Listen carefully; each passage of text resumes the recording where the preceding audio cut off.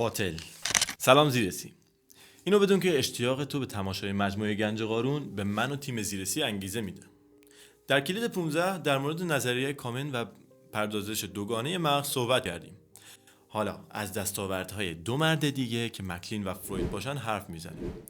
فقط به جنبندی کلی از سازگار مغز میرسیم که در نتیجه عمل این ارگان ذهن تشکیل میشه.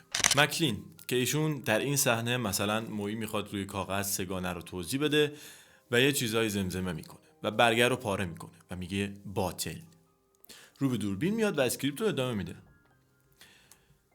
قصه عوام‌پسند مکلین در دوره خودش توجه زیادی جلب کرد. اما چندی نگذشت که نقدهای جدی بهش وارد شد و حتی اونا رو علم تلقی کردن. میتونستم کلا سگانه رو اصلا نگم، اما یکی از کلیدها تشخیص کج فهمی گذشته است. گفتم شاید تو این رد شدن مغز سگانه تو از این رد شدن مغز سگانه بیخبری، اومدم بهت خبر بدم. پس بریم ببینیم زیگموند فروید پدر علم روانکاوی چی داره برامون. فروید برخلاف مکلین منشأ سری رفتارها و صفات انسان رو به بخش خاصی از مغز نسبت نمیده و کلی گفته شخصیت انسان از 3 عنصر تشکیل شده: اید، ایگو، سوپر ایگو. ما قرار نیست در مجموعه نفیس گنج قارون ریاضیدان یا اخترشناس یا روانکاو بشیم. ما فقط میخوایم با خودآگاهی سرعتمون رو در مسیر زندگی بهتر افزایش بدیم. پس ساده بگم و به روش خودم توضیح بدم، فکر کن 3 نسخه از من وجود داره، یعنی 3 تا مویی.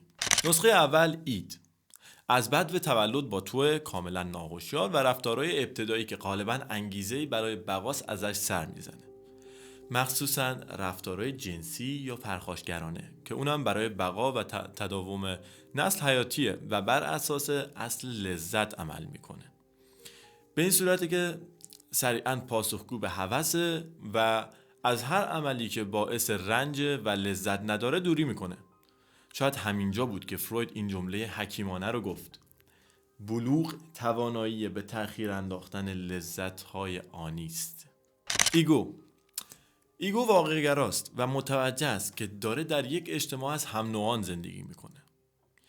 اید کوره و میگه هر چی حال میده، اما ایگو میبینه نه، باید یه خورده منطقی و حساب شده تر باشه. ولی از اونجایی که اید خیلی براش عزیزه، تا موقعیتی میبینه یه حالی به اید میده.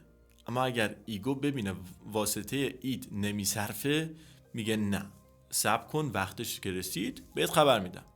بنابراین اینجوری میشه که اید و ایگو میتونن در اجتماع دووم بیارن، چون ایگو در زندگی اجتماعی یاد گرفته قضاوت و تحمل کردن درک واقعیت، برنامه‌ریزی و پردازش اطلاعات و ذخیره اونا رو لازم داره.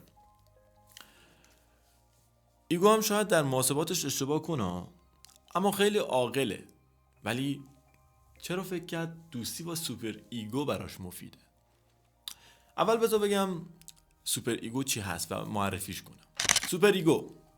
سوپر ایگو کارش درسته و زندگی اجتماعی رو خیلی بلده، جوری که همه بهش احترام میذارن و روش حساب میکنن، چون سوپر ایگو یک ابزار داره به نام وجدان.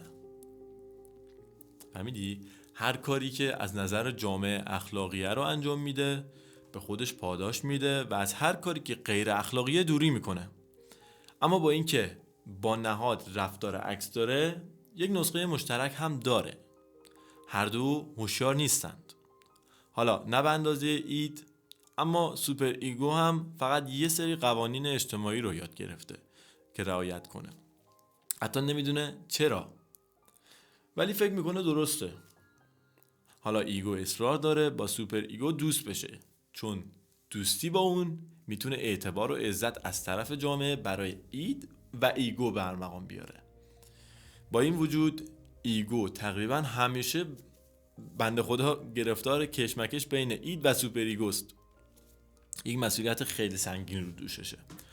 حالا خود فروید این 3 عنصر سازنده شخصیت رو مثل یک کوه یخ فرض کرده که چیزی حدود 10% از ضمیر هوشیار یا ایگو، البته اعداد نسبی ها بچه ها، منظور کلیه اینه، که نیمه هوشیار و ناهوشیار خیلی بخش بیشتری رو در بر میگیره که زیر آبه و ضمیر هوشیار بالای آب.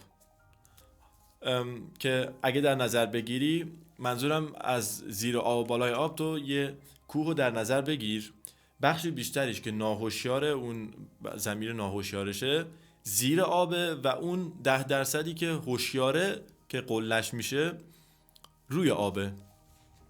حالا میپرسی موی همه اینا درست، ولی به چه دردمون میخوره؟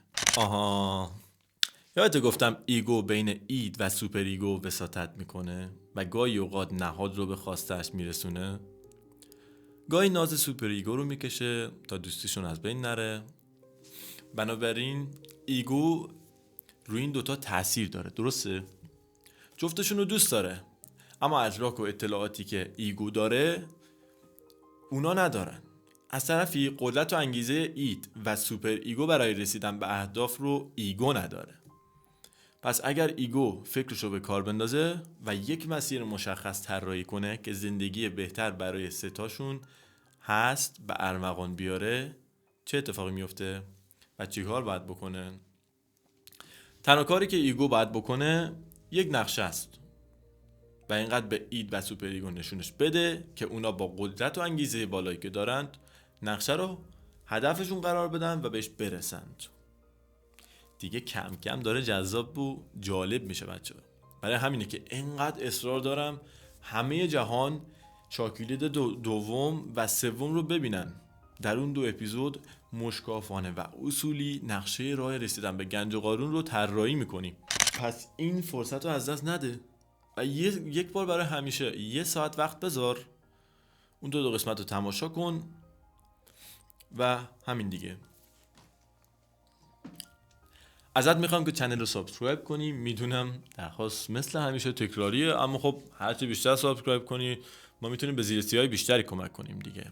قدر تو بدون. چاو چاو.